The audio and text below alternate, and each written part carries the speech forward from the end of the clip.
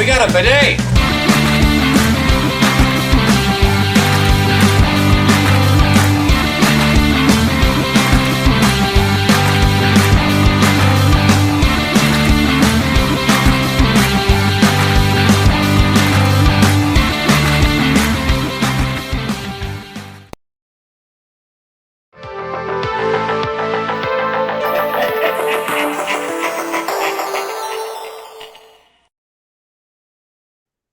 Hey everybody, and welcome back to another video. In today's video, we are talking about Star Wars Celebration. We had a huge weekend with a bunch of news from Disney and Lucasfilm and a couple of non-Star Wars properties, just because Lucasfilm owns more than just Star Wars. So this Shoot the Sheev podcast is going to talk about the things that we learned about at Star Wars Celebration, things that we feel are probably the most noteworthy, and then, yeah, just here to inform you and give our opinions on all the different projects.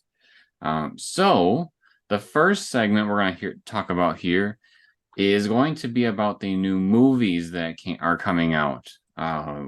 We had a lot of rumor that we were going to hear about some movies that are going to be released, and we got clarity on what is in development, and then we got a little bit of, I would say, as clear as mud information on a few other things that we had known about in the past, and I'll talk about that when we get there. But the stuff that we have like concrete knowledge about is that there's 3 new movies coming out. Don't know when they're coming out, but it sounded like somewhere within the next 7 years. And that's such a long time.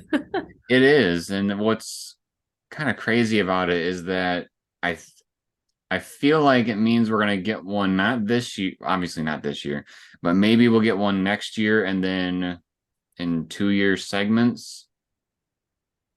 I guess that would be 5 years. So I don't know. I have hopes.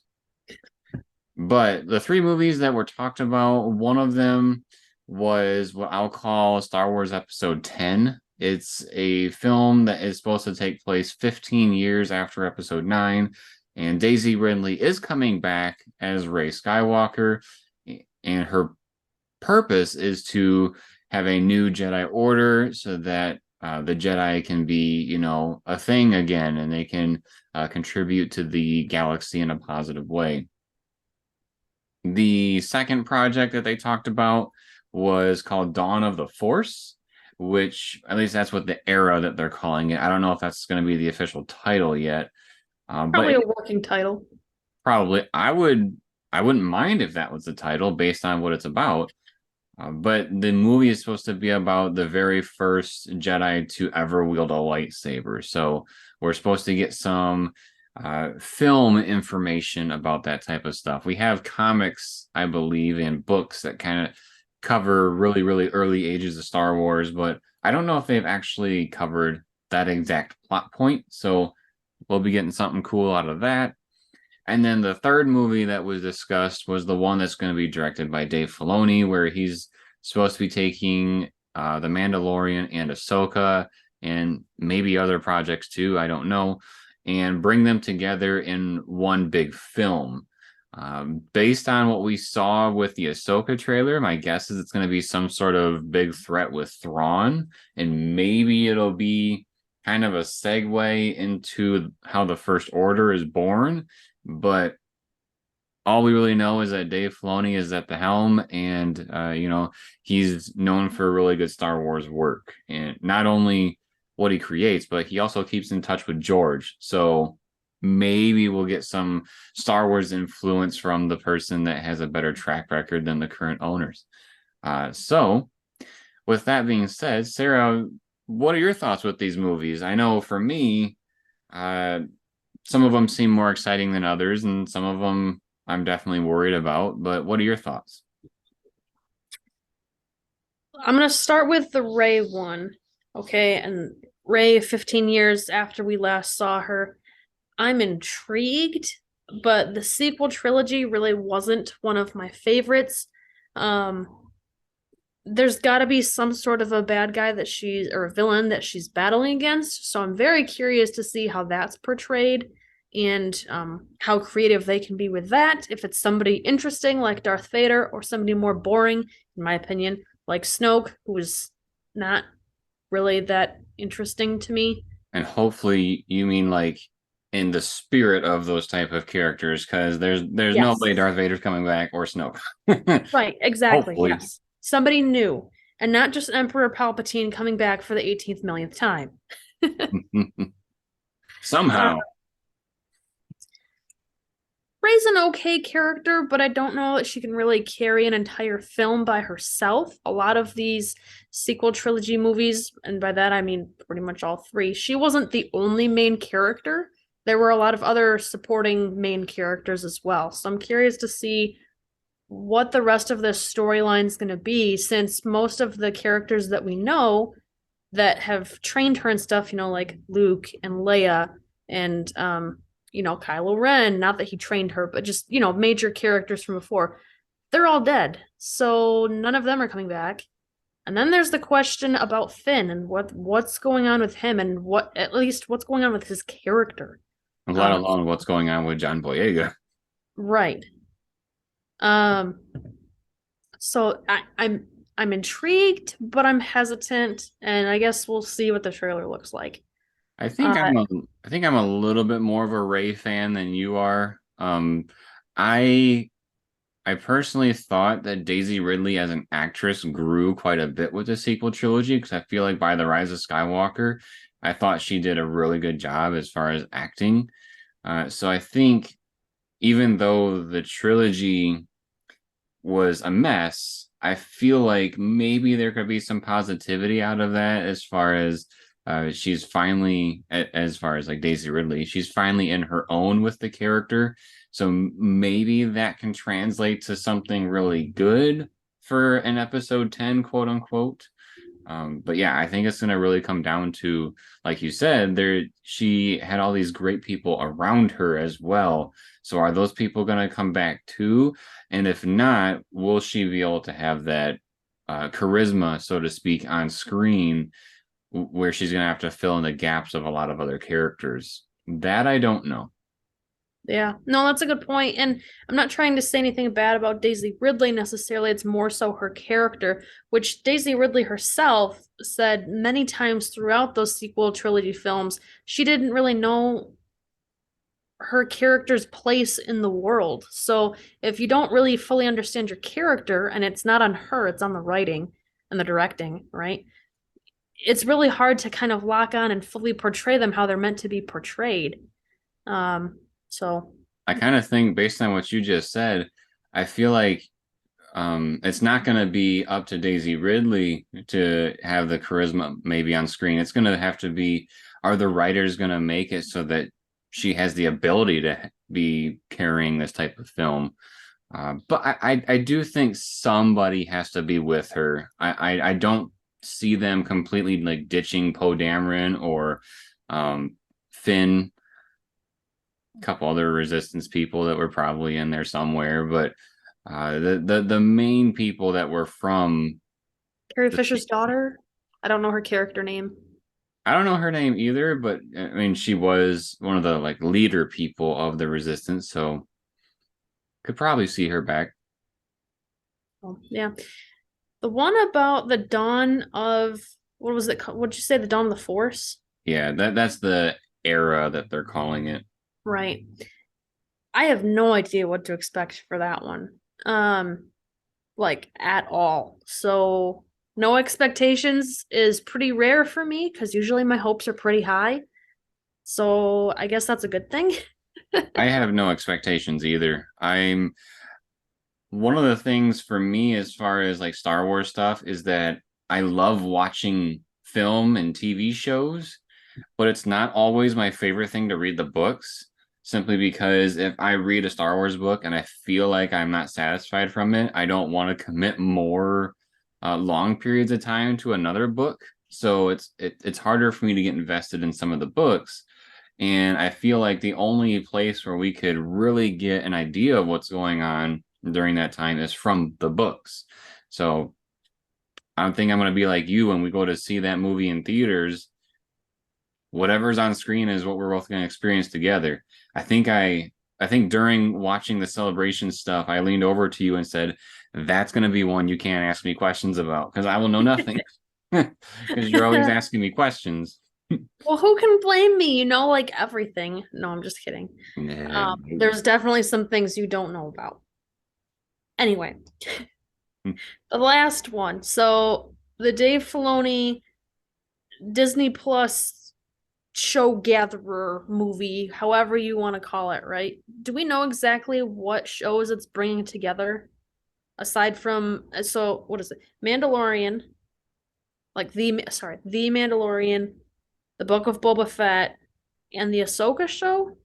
I've only heard of the two. I have not heard about Book of Boba being involved, but I wouldn't put it past them either because he's part of that Disney Plus live action group. So And he uh, was intertangled with Mando at least for a little.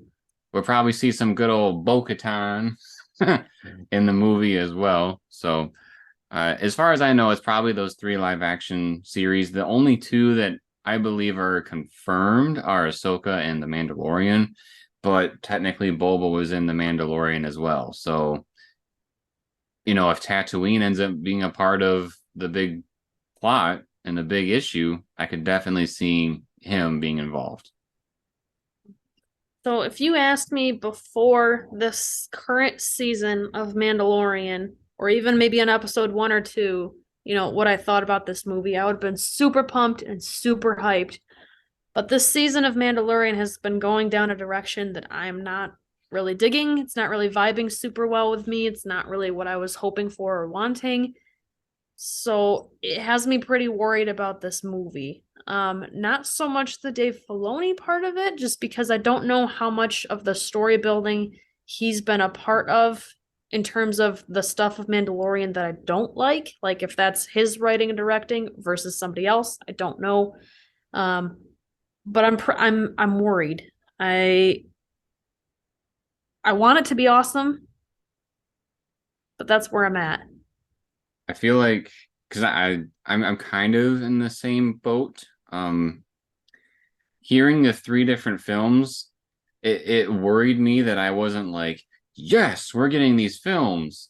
Um, because I know what happened with the sequel trilogy. So I'm worried about that film that's supposed to follow Rey. Based on The Mandalorian this season, I'm worried about that film just because I don't know what to expect. My hope is that Ahsoka's show will give us a little bit of hope, and we'll talk more about that in our segment about the different shows that were announced. But I'm hoping that will bring us back up to speed a little bit as far as excitement for this stuff. And then Dawn of the Force era movie, I don't know what to expect. And at the same time, I'm excited for a trailer. Disney has had their opportunity to be creative with Star Wars since they bought it, and there hasn't been a whole lot of like creative angles where I've felt like that was amazing. That was like some of the coolest Star Wars I've ever seen. So I don't feel like I can say that I'm excited until we know more. So hopefully, maybe like you said, a trailer might help, but it's a I'll believe it when I see it kind of a thing. We're in this weird time of being a Star Wars fan where they say they're about to, get back on track because they made all these movies and then they had a hiatus for a while, and now they're going to be coming back with movies saying that they've got their stuff together, which is also kind of weird because they, well, I guess they were having movies come out every year, and this would be movies every other year anticipated because it's supposed to go back and forth with Avatar as far as Christmas releases. So maybe that makes things a little bit better, but again, I'm not thoroughly convinced yet.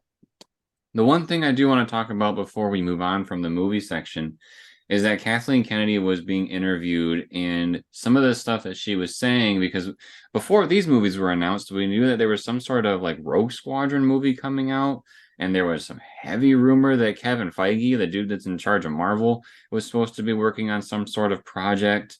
But there's been some, I don't know about well, the way Kathleen was talking, it kind of confirms that those projects were canned, basically. But she had said, like, never say never. They're on the shelf. They're not in the trash can, kind of a thing. So I think to her that those projects could come back, but that really makes me question her leadership because it's like you should know whether those things are going to come back. You've already told the audiences that you're working on them. Now you're telling everybody that you're not working on them, and then you say maybe we're working on them. How does anybody have faith in that? You know what I'm saying? How does that give anybody faith that the movies that are in that they said that they're going to make are actually going to come out? You know? She is a mess. I will say that. I haven't been following her very long. Maybe, I don't know, a couple years or so, I guess.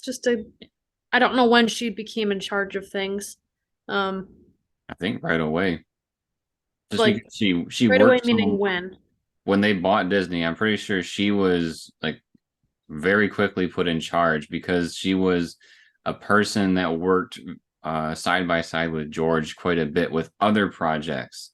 So they thought that maybe she would have uh, a good sense of vision like he did because they worked so closely. But I feel like it's really off topic, but we're Detroit Tigers fans, and they put somebody in charge of their organization, the previous GM, and he seemed really great because of who he worked with, and then the Tigers organization fell apart, which is kind of happening here with Star Wars, where Kathleen worked with someone that made the or Star Wars really great, and now that that person that made it really great is removed, she's just letting it disappear.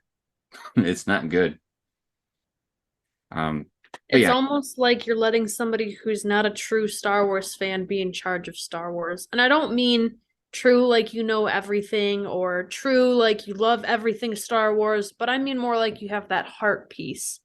You know, the sometimes you call it charisma, sometimes you call it heart, just the essence of Star Wars and to really understand that. I think the big thing is passion. Does Yes. she have a passion for Star Wars? And I think she has a passion for pleasing Disney and getting money.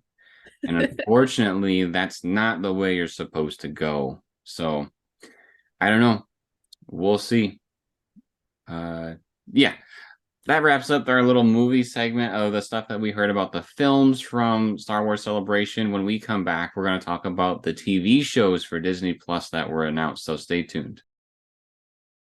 Have you ever wondered what it's like to grow up during the prequel era? Do you wonder what type of merchandise was around then? How different was it than it is now? Check out our videos on this channel where we talk about the merchandise of The Phantom Menace and the merchandise of Attack of the Clones.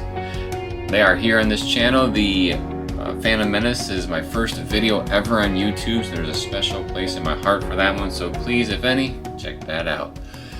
Now back to our show. Welcome back, everybody. We're here to talk to you now about the different shows for Disney Plus that were talked about at Star Wars Celebration. There was actually a ton of shows that were talked about during Star Wars Celebration, both ones that are coming out this year and ones that we can look forward to in some years to come, most of them being next year. Almost like they've been having more success with TV than movies. So they wanted to keep that going. Well, they've also been having some issues with subscribers with Disney Plus, so they have to pump out content. Yeah, so the stuff that I believe is coming out this year, we got Ahsoka, which we were told is coming out in August, so that's very exciting to look forward to. We also have Visions season 2, which comes out May 4th. So that one's actually right around the corner. So I'm looking forward to that. I think those are the only two that are coming out this year still. And then we got the Acolyte next year, Andor season 2 next year, which they said was coming out in August. Skeleton Crew. And I feel like there's one more for next year. Did No. you say Bad Batch already? Oh, Bad Batch. Yep, that comes out next year. And then there's a couple that we haven't been told release dates yet, but we were told about them. I believe the only one, actually, I should just say the only one, Tales of the Jedi. That's the other one that they announced, but we really don't have any dates for it. My hope is that it's by next year because I really enjoyed that show. But we got all those different shows that were talked about at Star Wars Celebration. Probably the one that I'm looking forward to the most is Tales of the Jedi, just because I really liked what they did with it last time. And something very interesting happened at Star Wars Celebration where I'm almost speculating what it's going to be about. There was a panel where they were talking to the villains of the sequel trilogy, and Ian McDiarmid was one of the people on the panel because Emperor Palpatine is in the sequel trilogy. And it was very odd that when he was asked a question, he was talking about the Emperor's childhood and all the stuff that he was going through. He didn't go into specifics, but it was like, man, you know an awful lot about that dude's childhood. It would be, crazy if it was featured in Tales of the Jedi, the Emperor's upbringing, So it would be really neat if that's the route that they're going to go. Like maybe we get the origins of Emperor Palpatine and Yoda, for example, because those were two people that were very polar opposites of one another in the movies. So my hope with that show is that maybe we'll see the Emperor. If not him, I hope it's somebody else that's really cool from the dark side of things. Because it seemed like with the one we got this year, or last year, I should say, we got one of each. We got someone that was on the light side and somebody that was on the dark side. So I'm really looking forward to that.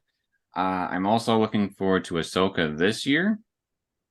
Based on the trailer, we're going to be seeing a lot of people from the Rebels show in live action. And the big part is, well, I should say second biggest part because there's a bigger part.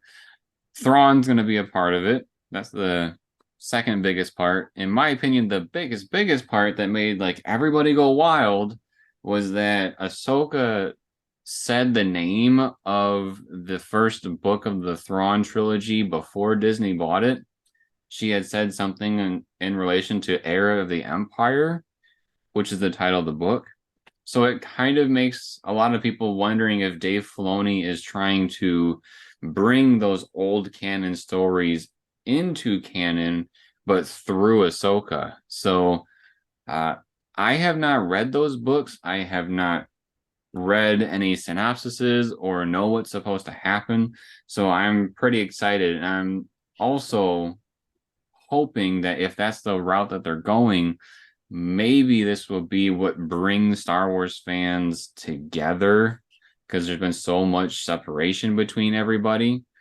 Maybe it can alleviate some of the toxicity that is surrounding a good chunk of the Star Wars community. This is the one I'm looking forward to the most. I have not seen the Clone Wars, Which so one? Ahsoka. Ahsoka. Sorry, you like cut off there for a second. Oh, no, no problem. So I'm most looking forward to Ahsoka. I know I haven't seen the Clone Wars, other than maybe some little bits and pieces here or there, not enough to really know the full story, but I at least know the characters. Um, is it Clone Wars or Rebels that I'm talking about? With like Sabine and stuff? Rebels are the characters that are featured in. Did I say Clone Wars earlier?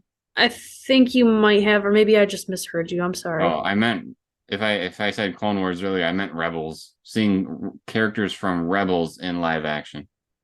Gotcha. Well, I haven't seen that either, except Well, for that some just little pieces. that just means that we have homework to do before the season comes out.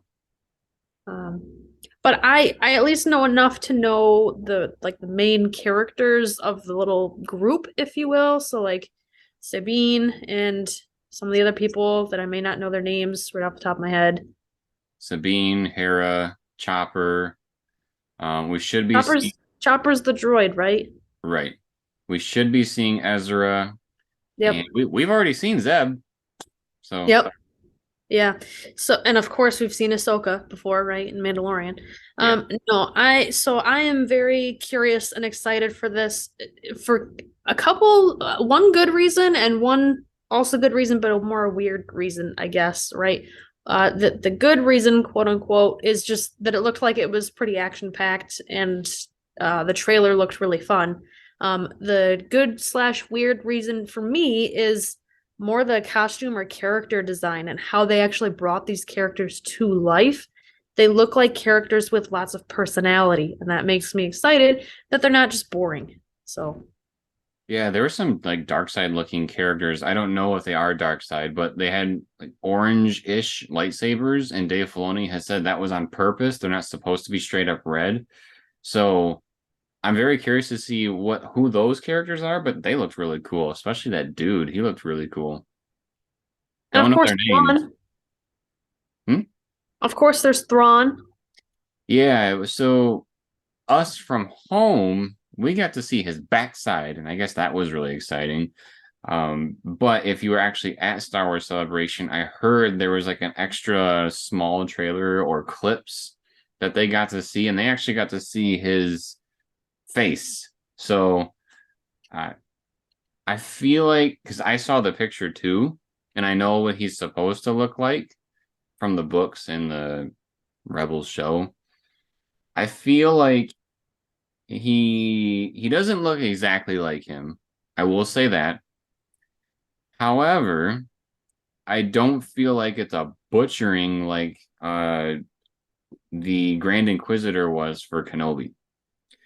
And the simple reason why is because if you think about how Kenobi handled the Grand Inquisitor, they already had the Grand Inquisitor species established on live action film. They could have just went back to that and copied it. Whereas Thrawn, I don't think they've had anybody of his species on film. So there's nothing where it's like, you've done that before. Why are you making this choice? I mean, this is their choice for their very first live action Thrawn. And I think he looks fine. I think what's really gonna make the character, like make or break the character, I should say. I think what's gonna do that is how well he portrays him in live action. I think they have the same voice actor from Rebels, so the voice shouldn't be the issue. It's just can he translate to actually having the camera on him and being like poised like Thrawn is, as opposed to just sounding like he's poised, because then the animators, do what they need to do. I think that's his biggest challenge, and we'll see if they are going the route I think they're going to be going. They're putting all their eggs in their basket with this dude because Thrawn is supposed to be like the big baddie for a good chunk of stuff because he was the big bad guy for that whole trilogy of books. So they're going to have to make sure that that villain is nailed when they are filming Ahsoka and showing all of us this villain in live action. I will say though, my only hope is that they handle it better than they handled Bo-Katan with the Mandalorian, because I haven't read the books. You haven't read the books. I've seen most of Rebels. I have not seen all of Rebels. You've seen none of Rebels. But with like Bo-Katan, we kind of feel like in Mandalorian season 3, they are shoving her in our face so that we know who she is, when really we just kind of need it to be a little more subtle. It didn't need to be so much in our face. And so I hope that Thrawn is going to be translated well to the audience through his poise and mannerisms, and just like how like if Vader walks in the room, people stop and watch. They look at him as soon as he's on screen. They don't need to know that he was a slave or that he was uh part of the Jedi Order and he killed a bunch of Tusken Raiders. You don't need to know that stuff to know that he's the presence in the room. So I feel like if they establish him kind of that way, it'll be a lot better than some of the stuff that they're currently doing with their current characters. That's my opinion, though. A little long-winded, but I it's how I feel. let's see some of the other shows that they talked about. Acolyte. I'm curious to see what it's like. We did not get to see much about it. I think I heard at Star Wars Celebration they got to see like a clip or something of the show. It's been described as Kill Bill meets Frozen 2.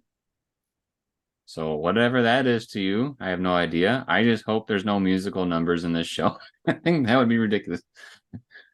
They talked about it a lot. I think they really wanted to hype that show up. There was so many interviews regarding this show compared to the other ones where, the other shows that they had a lot of interviews about, like Bad Batch or Andor. We've seen a lot of that already, right? There's already a season out of that.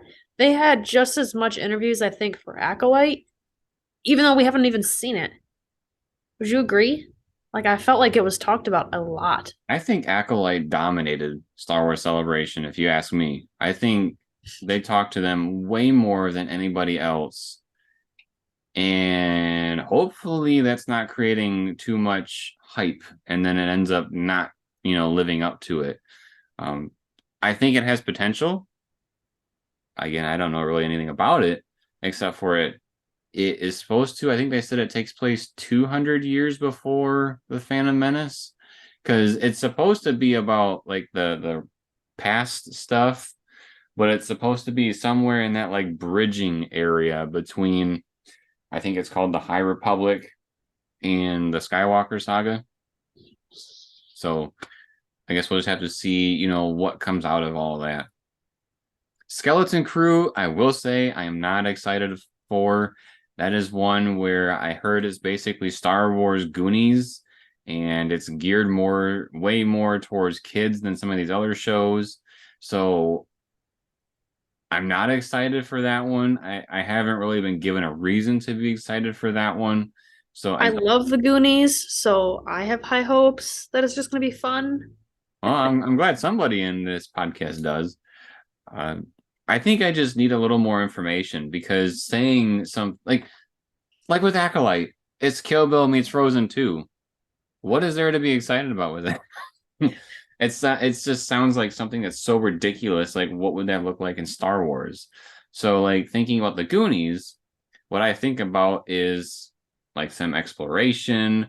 There's kids involved that are like the focus of it, and then there's a couple of adults that get in the way, and that's about it. So, I mean, if that's what it's going to be about, all right. I'm not as big of a Goonies fan as you are, I would say.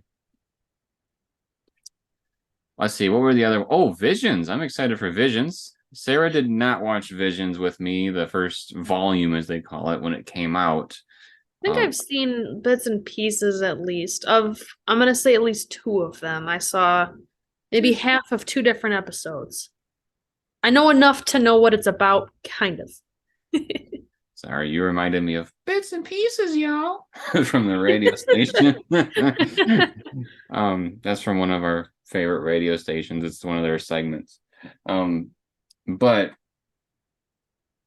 what were we talking about? I'm off topic. Visions. Visions, yes. I'm excited for Vision season 2.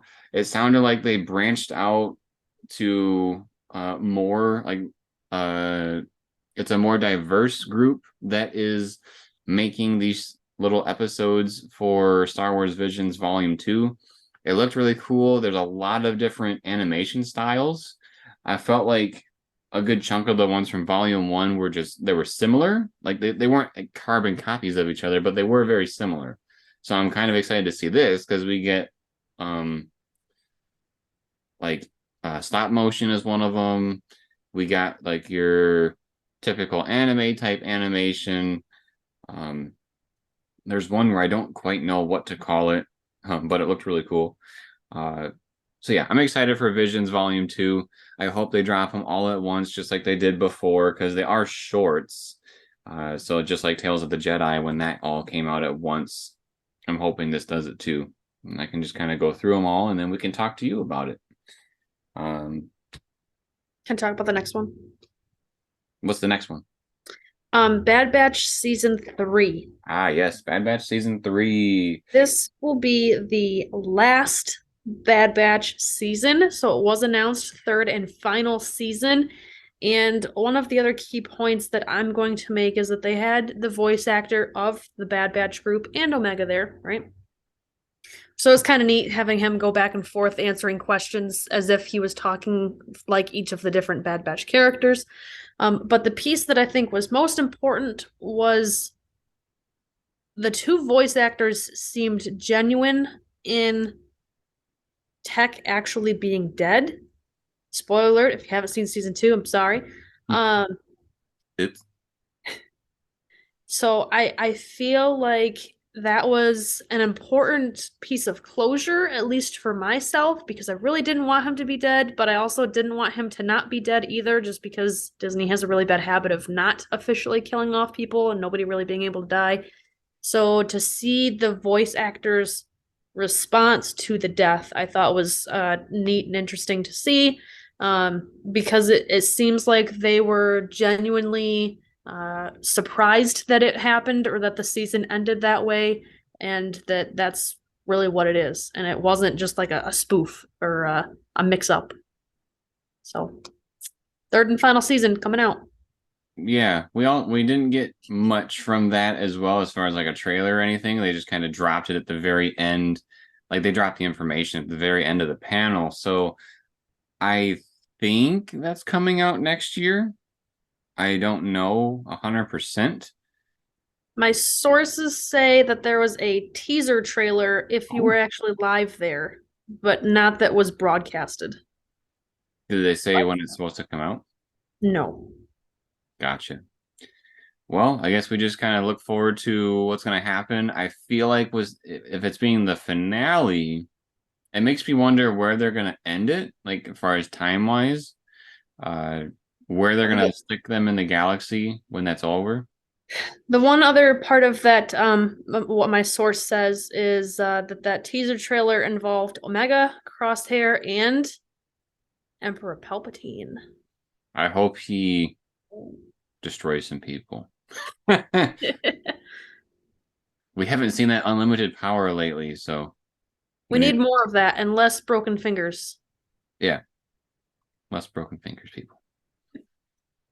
All right, I think that's pretty good for the TV shows that are coming out. Again, we listed all the different ones that are coming, so just look forward to all of those when we come back.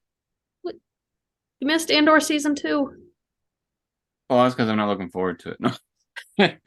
I forgot. Andor season 2 is coming out next August. I mentioned that it was coming out. I didn't mention we don't really know what's happening with it. One of the things that I think one of the actresses mentioned is that every 3 episodes is going to be its own timeline. So like the first 3 will be one timeline, and then there's going to be like a year gap and for the next 3, and then a year gap. I don't know where they're going to end it, like if it's going to be right up until right before Rogue One starts, but we will be getting Andor season 2 supposedly next August. When we come back, we're going to talk about some of the merchandise that we saw for Star Wars Celebration, so stick around. Have you seen The Mandalorian? Do you wonder what Operation Cinder was that they mentioned in this show? Well, we got you covered because we have an entire playlist dedicated to the Star Wars Battlefront 2 campaign, which highlights Operation Cinder. So if you check out our playlist, you'll be able to see what actually happened with Operation Cinder and know what they're talking about with the show. Now back to ours. Welcome back. We are now going to talk about some of the merchandising stuff that we heard about at Star Wars Celebration. There was a handful of different things that you could take a look at. Well, from us at home, we had to rely on like the little commercial sections of Star Wars Celebration. But if you're actually there were booths that were from Funko. There was booths for Lego. There was booths for, it was on the tip of my tongue. I think it was Hasbro, the one that's in charge of the like little ships that they sell nowadays that are like micro machines, because they had a big display of that, which was really cool. But probably one of the cooler things. Oh, and what company was that? I don't remember what it is. They also showed off the a Star Wars miniatures game called Star Wars Shatterpoint. I don't remember what the company is that makes that, You but said the name of the game again? Shatterpoint, Shatter or Shadow? shatter, like you're breaking glass. Interesting. It's called Star Wars Shatterpoint, and it is a miniatures game. And then the one that I'm looking forward to a lot, but again, I don't remember what the company. I think it's Ravensburger.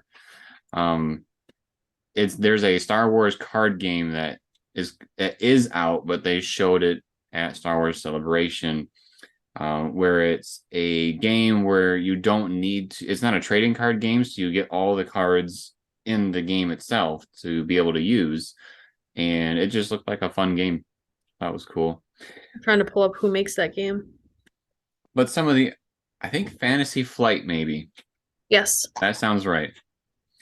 For the card game. Yes. Okay, so Fantasy Flight for the card.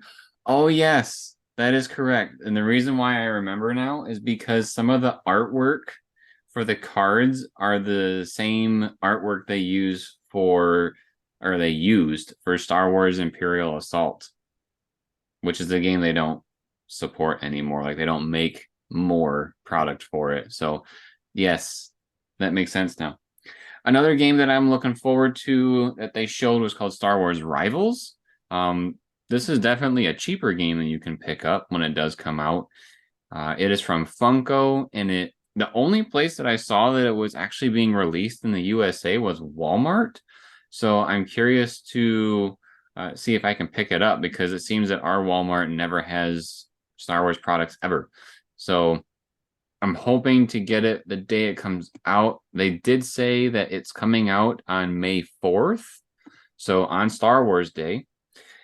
Excuse me. And what it is it's a card game where you're dueling back and forth. You pick two Star Wars characters for your team, and then your goal is to take out the opponent, their two characters. What's interesting about it is that you can buy the starter pack, which comes with Darth Vader, Asajj Ventress, Luke Skywalker, and Commander Cody. So you get two from the light, two from the dark that you can use.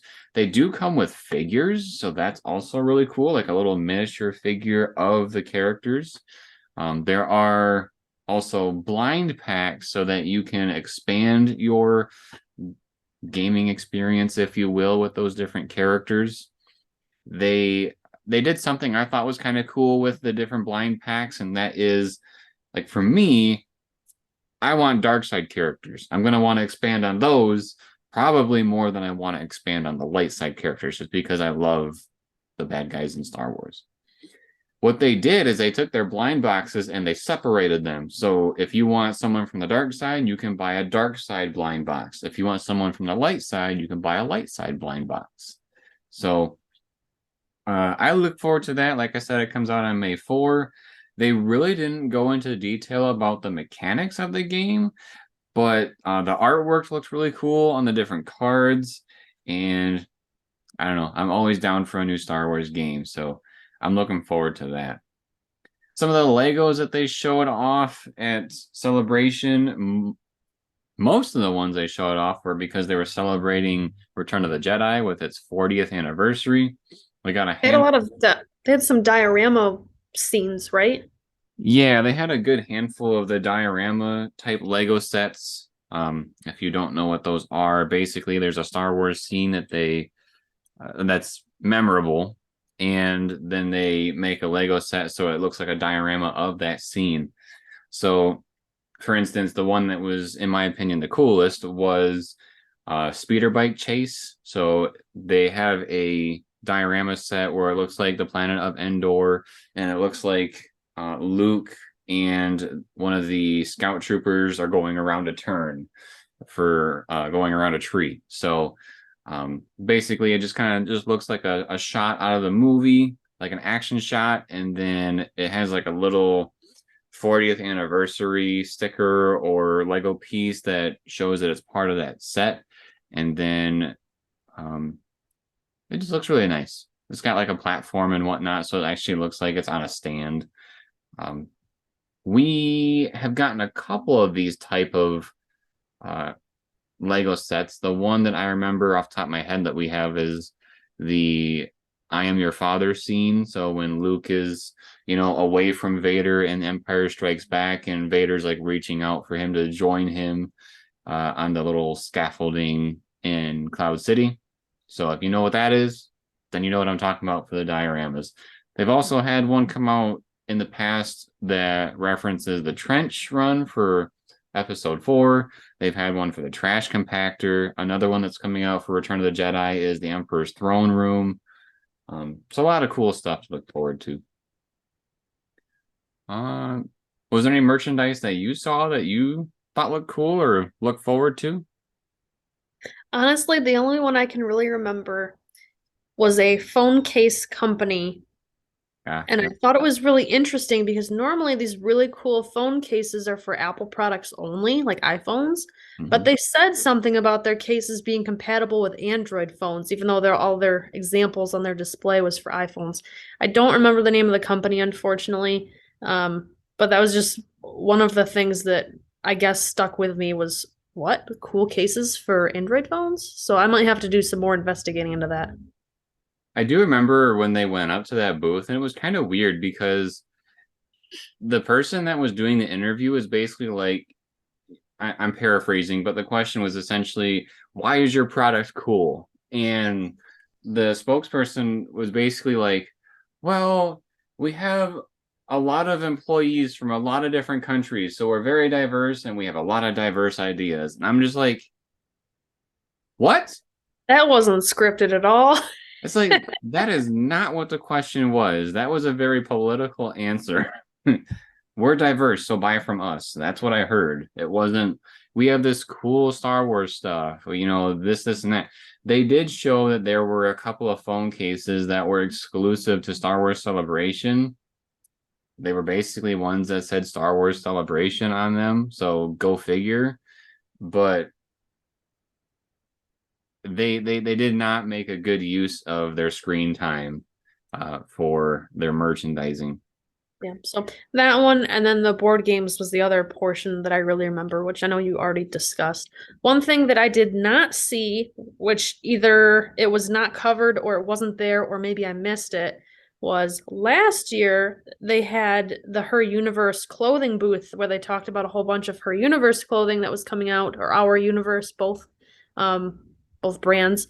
I did not see that this year, so I was a little disappointed because I really like to see what new clothing they have coming out. It's a very nice pop culture brand, founded by Ashley Eckstein. I'm not sure how to say her name, but she's the voice of Ahsoka. So in the animated series. They did interview her, but I don't recall them actually having product on the floor.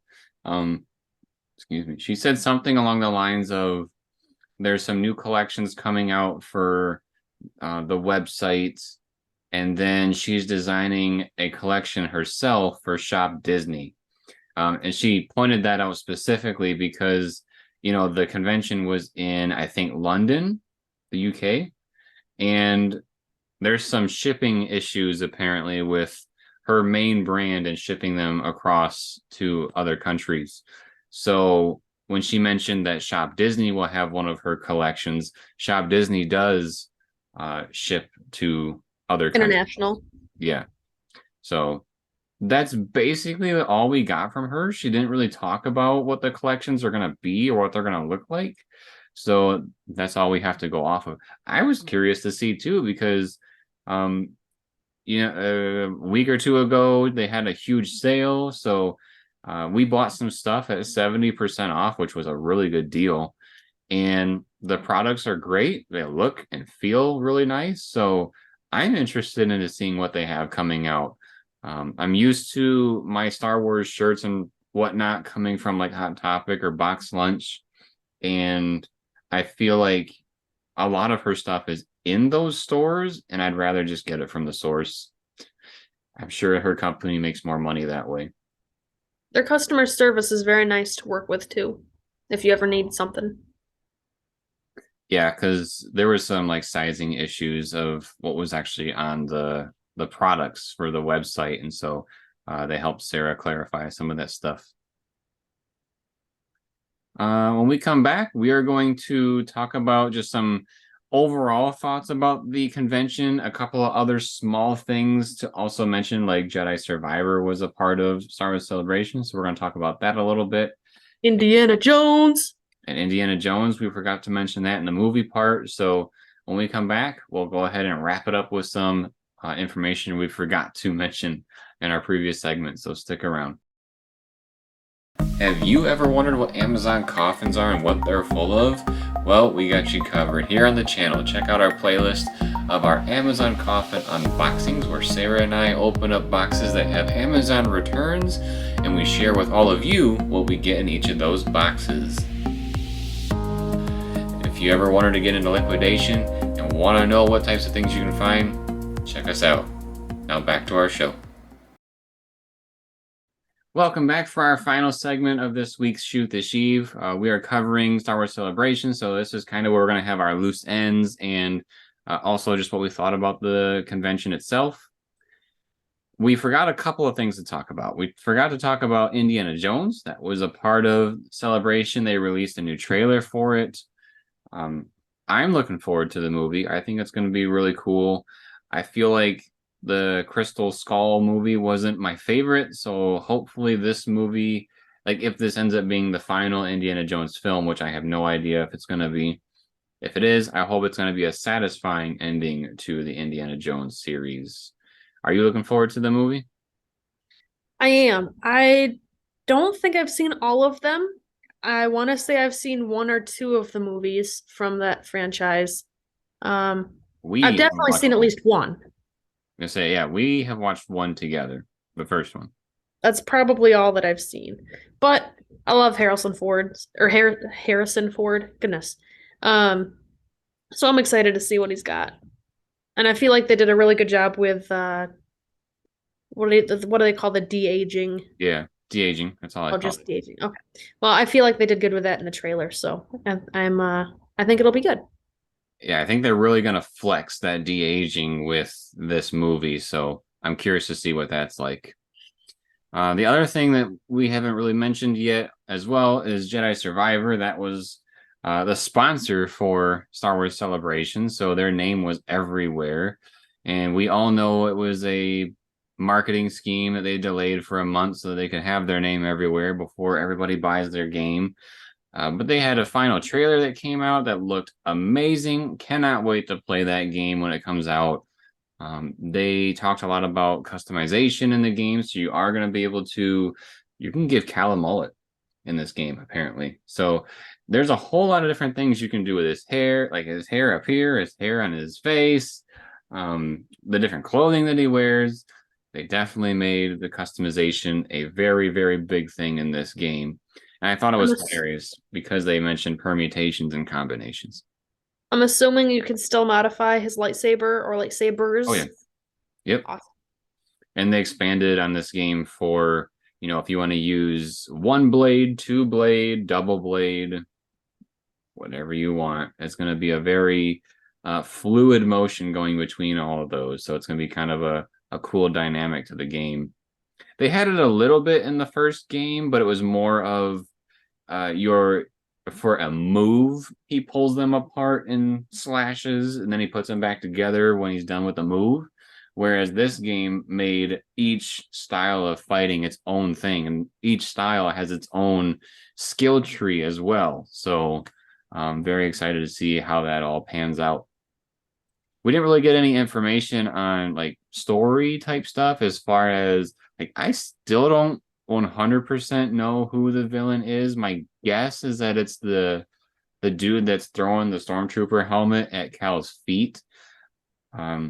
Star Wars Theory had a very, very good thought out theory of what this game is going to be about, and the more we see these trailers, I think he was correct. And he had said that that the dude in the tank or whatever is going to be from either the old or High Republic, and then Cal's going to release him, and then he's going to be upset with what's going on in the present day, and he ends up kind of being the villain. And we kind of get a sense of that because part of the trailer is him throwing a stormtrooper helmet at Cal's feet, saying, "How could you let this empire become a thing?"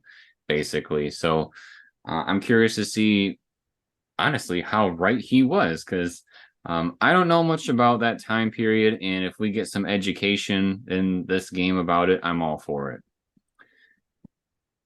Aside from that stuff, I do want to talk about just my thoughts on Celebration in general, like the flow, the stuff that they covered. And I'm sure you have some opinions too. Oh, I So do. my I'm gonna kick it off with my main criticism because it really kind of bugged me this year. And that criticism is that the where the panels where people were interviewing people after the first day really felt awful. Like the what they would do is they would take like a group of people from shows and they would interview them all at once. And then they'd interview individual people from those groups later on about the exact same thing. And basically, they're just trying to, in my opinion, get a hype train going for all their different shows. When really, all I need to do is hear about it once and then move on to the next thing. Tell me something new to be excited about. Don't just keep repeating stuff, kind of a thing. Um, so that was my biggest criticism, was that a lot of the interviewing stuff seemed to be like the same questions and the same answers across the different panels. When they had different groups of actors and actresses from the same shows in different sections, they all said the same thing. The show is going to be amazing. We look forward to your response. That's essentially all they said, because they can't say anything about their shows. They can't tell you what they're excited for. So it really kind of felt pointless. So that begs the question, what was my favorite part of the convention? Honestly, the commercials. The commercials were the best part. It's kind of like what the Super Bowl used to be.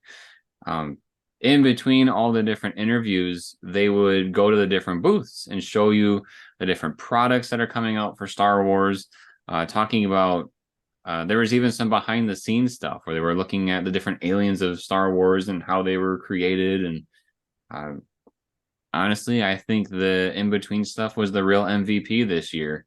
And if you wanted to see a trailer, they showed the trailers fairly early on in the broadcasts of the live feed for Star Wars Celebration.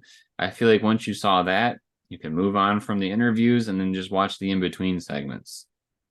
What did you think of Celebration?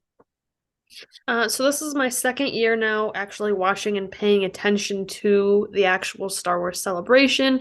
We watched it last year and then this year. I had a very similar vibe that I got from it as you did. I think that the large panels where they had a whole bunch of people lined up in a single row, those I thought were actually pretty interesting.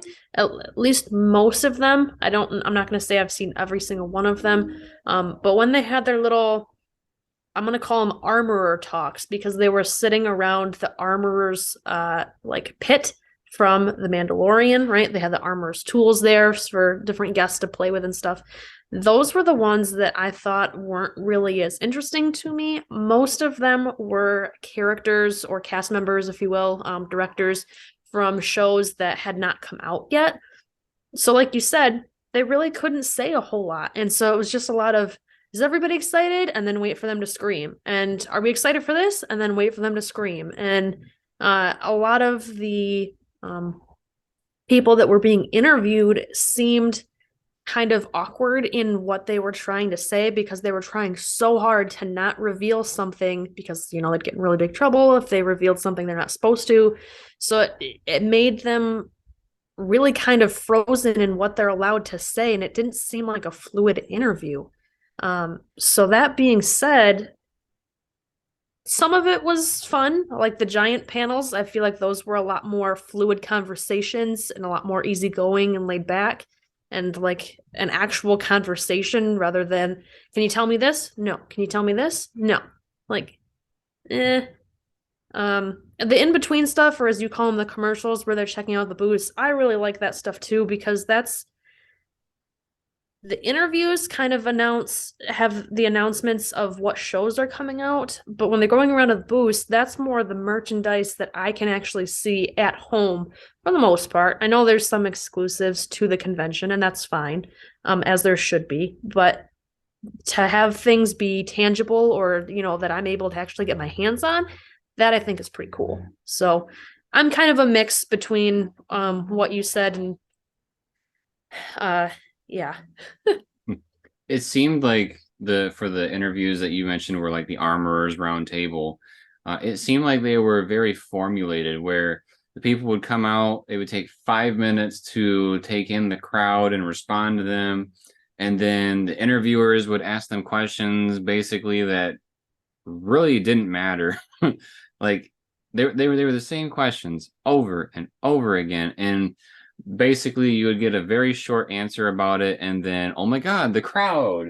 And so I get it that it's supposed to be kind of a people pleaser type thing because all the people around, it's exciting to see the actors and the actresses on stage. um, it's sometimes interesting to see what those actresses and actors are like on a personal level, because some of them are kind of like really shy, or some of them are really outgoing. Like I think, uh, what's his last name? Uh, Giancarlo Esposito. I really am sorry if I butchered that name, but the guy that plays Gideon for The Mandalorian, he's a motivational speaker, hands down. He's someone that he's also somebody I could see working at concerts as the hype man.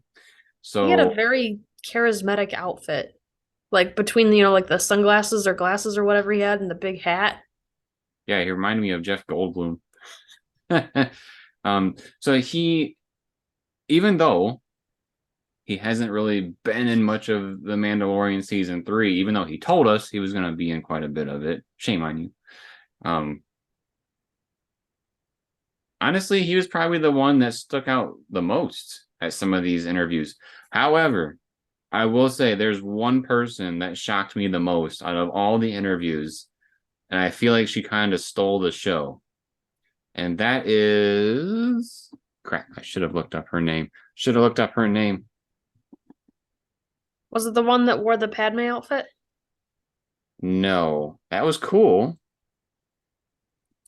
I don't know if you were home when I watched the panel. Um, but she's the young actress that played Leia in Kenobi. Her name is Oh, that's Vivian Blair. right. Vivian Blair. The way she talked, she sounded smarter than me at times.